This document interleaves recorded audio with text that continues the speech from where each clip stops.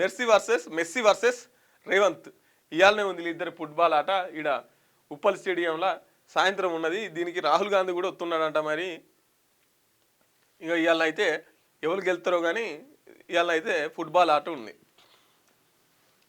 నేడు రాత్రి 7 గంటలకు ఉప్పల్ స్టేడియంలో ఫుట్బాల్ మ్యాచ్. చివరి 5 నిమిషాలు ఇద్దరు బరిలోకి. హాజరు కానున్న రాహుల్ గాంధీ. 2500 మంది పోలీసులతో భారీ భద్రత. టికెట్ లేకుంటే నో ఎంట్రీ. అర్జెంటీనా విధుల నుంచి ప్రపంచ దిగ్గజ ఆటగాడిగా ఎదిగిన మెస్సీ 16 ఏళ్లకే బార్సిలోని క్లబ్కు ఎంపిక.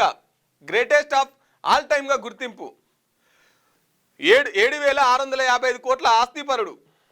ప్రతిష్టాత్మక బాల్డిన్వోర్ అవార్డు 8 సార్లు అందుకున్న ఫుట్బాలర్. ఒకరు ఫుట్బాల్ స్టార్ లియోనెల్ మెస్సీ, మరొకరు పొలిటికల్ స్టార్ రేవంత్ రెడ్డి. ఇద్దరే తమ మైదానాల్లో ఆరితేరిన వారి. ఒకరు బంతిని పరిగెత్తిస్తే మరొకరు రాజకీయాల్లో ఉవ్వెత్తున ఎగిసి సీఎంగా అభివృద్ధిని ఉరకలెత్తిస్తున్నవారు. ఇప్పుడు ఇద్దరు ఒకే మైదానంలో బరిలోకి దిగి ప్రజల్ని అలరించేందుకు సిద్ధమయ్యారు. 2006 జెడ్పీటీసీగా రేవంత్ ఆరంగేటం. తర్వాతి ఏడాది ఎమ్మెల్సీ, మరో 2 ఏళ్లకే ఎమ్మెల్యేగా విజయోత్సవం. 2018లో దెబ్బ తగిలిన రెట్టించిన ఉత్సాహంతో 2019లో ఎంపీగా గెలుపు. 2021లో పీసీసీ చీఫ్. 2023 నాటికి 15 లక్షల కోట్ల జీడిపి రాష్ట్రానికి సీఎం.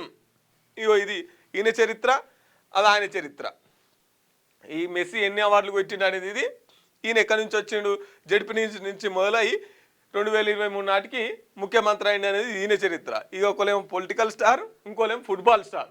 ఈ 2 స్టార్లు ఇవాళ ఉప్పల్ స్టేడియంలో ఆట ఆడబోతున్నారు అన్నట్టు.